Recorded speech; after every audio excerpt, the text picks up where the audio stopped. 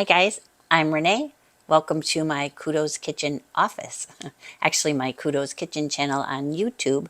If you're familiar, you've been in my kitchen a few times, hopefully more than a few. But today I've decided to show you a little bit of behind the scenes of my office, where I do all my blog work and my computer work, social media, you know this stuff. And then I will go ahead and turn my camera around. You can kind of see my computer station. And actually, I'll keep going and you can see my husband Mark, who's now a part of the Kudos Kitchen team since he retired. So he's going to be helping me with a recipe today, and we're going to jump into the kitchen in just a minute doing that. What I'm going to be doing is I actually printed a recipe from my website. It's an old recipe. It's been on there for a long, long time.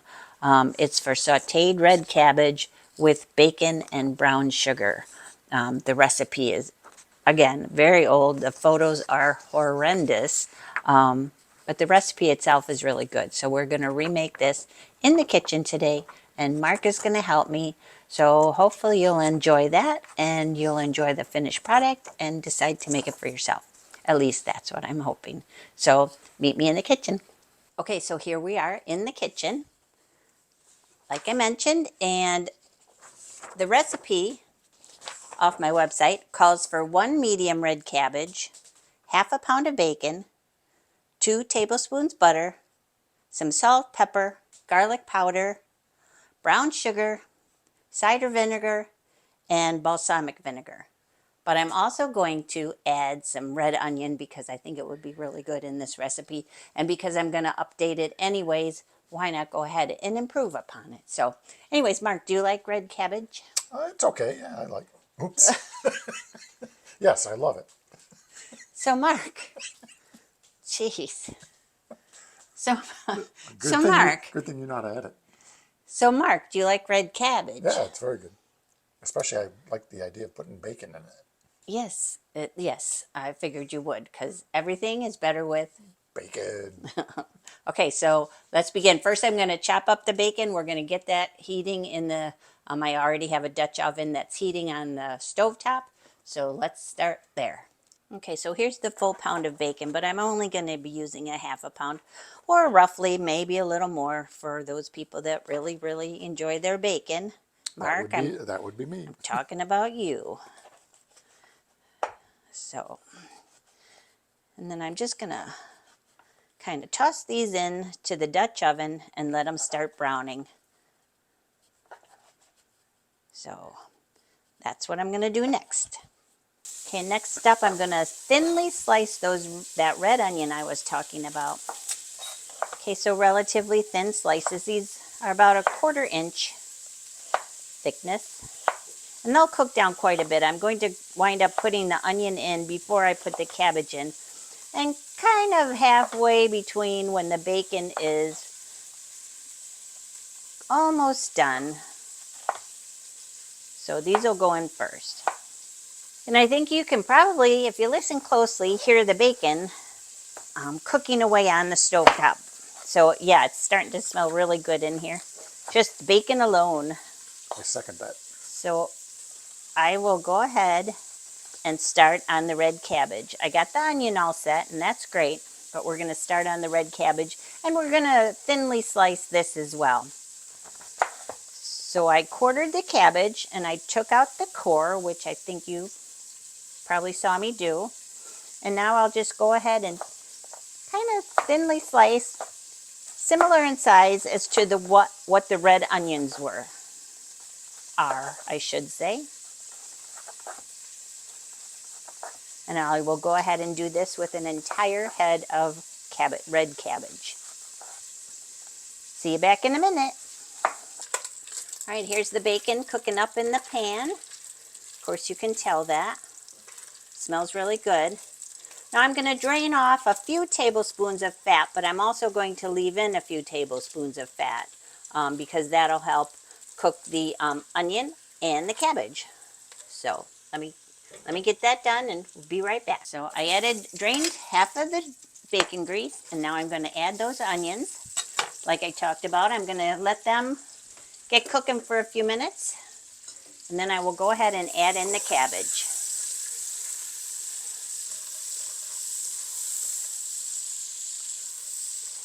Mark, what's your favorite thing about eating red cabbage?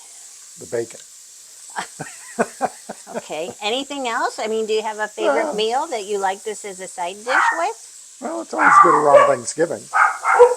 Yes, that is true because my mom usually makes red cabbage and brings it to Thanksgiving. And it's always a treat because our boys and the rest of the family usually really like it. It's got that sweet and tangy flavor that everybody really loves. It cuts through a lot of the richness of a heavy Thanksgiving meal. So that's probably why. Plus, it's just unusual, the color and the appearance of it. So, anyways, that's why I like red cabbage. It kind of goes back to my childhood. I feel like I remember my grandpa making and serving red cabbage all the time. So it's a family staple. Okay, I think you can tell a little bit, hopefully, that the red onion is starting to soften and it's turning a little translucent, which is what you're looking for. We're not done cooking it because now we're going to add the red cabbage, and that's going to take some cooking itself. So this is the cabbage I sliced up earlier. I'm going to slice up more and add it to the pot. But first comes this first batch. Carefully so it all goes into the pot and not all over the stove. But we know what cooking's like. Okay. There we go. Let me slice up the other half a head. Okay, and here's the last bit of cabbage going into the pot. Then I'll give it a nice good stir. Kind of get all that bacon and onion and cabbage and the little bit of bacon fat all mixed together. And then I'm going to go ahead and season it with salt and pepper. But I'm going to wait a few minutes. I'm going to let this cook down first. After it all gets a nice good stir. You'll be amazed at how this cooks down. It looks like a big old pot right now. And it is. But it'll cook down into a nice, manageable serving bowl, if that makes sense. Okay, I'm going to let this cook probably about 5 to 7 minutes before I add the seasonings, which will be salt, pepper, and garlic powder. So back in about 5. Alrighty, now it's time to add our seasonings. So I don't recall what the recipe calls for. Mark, can you check that recipe card and let me know how much salt, pepper, and garlic powder, please? Sure. Starting with the salt I see you have, it's 1.5 teaspoons. Alrighty. There's 1. There's a half. There's a pinch for good luck. Okay? Okay, and then the black pepper and garlic are both 1 teaspoon each. Okay, 1 teaspoon each. There's the black pepper and garlic powder. Feel free to adjust. If you like more garlic, add more garlic. Just like that. All right, looks good. We'll give it a stir, and then we're going to go ahead and add the liquids, which calls for red wine vinegar. First, you know what? Before we do that, let's add the brown sugar, shall we? You'll need a 1/2 cup of that. 1/2 cup. Okay. Okay, here's the brown sugar, about a 1/2 cup. I'm going to eyeball. Heaping tablespoons. Okay, I would say that's roughly 1/2 cup and a pinch for good luck. Give it a good stir. And you know what? Mark is correct. The recipe does not call for red wine vinegar. It calls for apple cider vinegar. But as far as I'm concerned, a vinegar basically is a vinegar. And I don't have apple cider vinegar this time, which is unusual, but I don't. I ran out. So I'm going to use red wine vinegar, which is appropriate for red cabbage, and a little pinch of balsamic vinegar just to finish it off. And then we're going to let all this cook down together for probably about 10-15 minutes. Smells good. Okay, here's the red wine vinegar. It says 2 tablespoons, so we're going to eyeball. And then, and it also says 2 tablespoons of balsamic, but I'm going to go ahead and cut that down to about 1 tablespoon. Okay, give all that a good stir. Now you should be able to smell. Use your nose in cooking because it's ever so important to use your nose to tell if you need potentially more sweetness or more vinegar. So let me, whoa, get a whiff. And I'm going to say this actually needs a little bit more brown sugar because I think I went a little heavy-handed on the vinegar. So let me take care of that quick. Here we go. Just to add enough sweet for the sweet and sour. That ought to take care of it. Okay, yeah, as far as the sniff test goes, I do believe this is much better. So just play around with it. You could even taste it, you know, you should taste it. I have not yet. I rely on the sniff taste. It's definitely reducing. It's definitely, yeah, reducing. It's getting really pretty. I don't know if you can see the thickness of the syrup. It's almost a syrup that's forming. So it's very pretty, very ruby-esque in color. So it's going to be good, you guys. Okay, I reduced the heat to low, and I'm just going to let this simmer on the stove top for a good, I don't know, 10 minutes, 10, 12, something like that.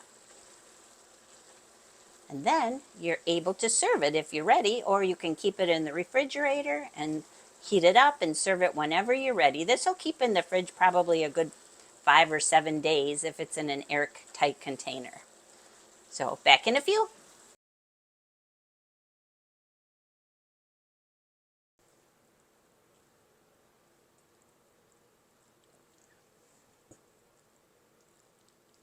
Okay, here's the moment we have been waiting for. Our sweet and sour red cabbage is all finished and ready for serving.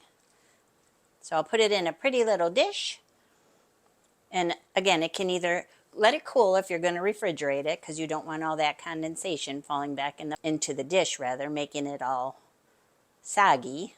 Not that it's not soggy already, but you don't want extra just water in the dish. Or you can serve it immediately because it is ready now. What do you think, Mark? How's it look to you? Looks delicious. It's pretty color, don't you think? Yep, looks good in the bowl too. Yeah. This is a pretty bowl. I got this bowl at do you remember? Yeah, yeah. Tag sale or antique store in where? Missouri, was it? Or was it in I North think Carolina? I think it was North Carolina. So it's one of my favorite bowls. And I think I got it for a steal. And it's so pretty. Anyways, Mark's going to do the taste test. And I will do it as well. So here it is. It's kind of hot, so we'll wait a few minutes. And then we'll let him burn his mouth. Okay, so here is the red cabbage in the bowl, pretty bowl. And then here's Mark's taste test. And mine too. We'll share this. Here you are. Let me get you a fork. Honest opinion now. Drum roll, please. Matter. Come on.